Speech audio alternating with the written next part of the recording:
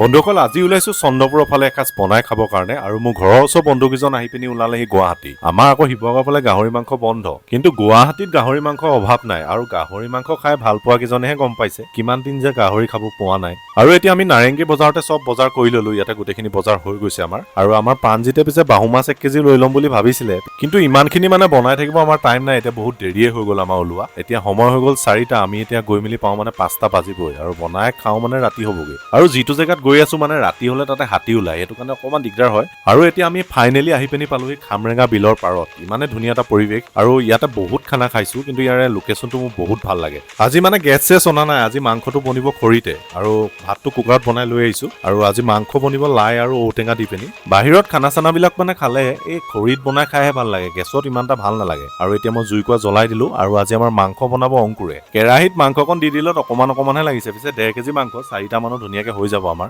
সদায় মানে খানাবিলাকত আহিলে মাংস বনোৱা দায়িত্বটো মোৰে পৰে আজি পিছে অংকুৰে বনাইছে আৰু অংকুৰে মানে বিৰাটেই ধুনীয়া বনায় আৰু দেখিয়ে গম পাইছো মাংস বিৰাট ধুনীয়া হ'ব খাবলৈ এতিয়া আমাৰ খানা বনাই ৰাতিয়ে হ'লগে আৰু এতিয়া ভাতটো আমি খাই লওঁ আৰু এইটোৱে মানে সঠিক টাইম চাগে আজি ভাত খোৱাৰ এইটো টাইমতে মানুহে ভাত খাব লাগে বুলি কয় এনেতো আমাৰ 12টা বাজেই ভাত খাওঁতে মাংস মানে যিটো বনাইছে কি কম মানে এনেকুৱা ধুনীয়া এটা টেষ্ট আৰু ঔটেঙাও লাই লগত আজি ফাৰ্ষ্ট টাইম খাইছো একেলগে নাই খোৱা মানে বহুত মজা বনাইছে মানে মোতকে ভাল বনাইছে আৰু আমাৰ শিৱসাগৰত এখন বহুত ধুনীয়া কেফে অপেনিং হ'বলৈ গৈ আছে আৰু কেফেখন খুলি আছে বন্ধু সীমান্ত আৰু অংকুৰে সীমান্ত মানে মই নহয় ইয়াৰ কথা কৈছো ইয়াৰ নামে মোৰ নামটো একেই দুইটাই মানে খানা বনায়ো ভাল আৰু খায়ো ভাল পায় নিজে আৰু এইটো কাৰণে কেফে খানাও বহুত মজাই হ'ব আৰু এতিয়া আমি সোনকালে ঘৰা গৈ থাকো ইয়াতে হাতী ওলালেই বোলে আৰু ভিডিঅ'টো চাই কেনেকুৱা পালে আপোনালোকে কমেণ্ট এটা কৰি পিনি জনাব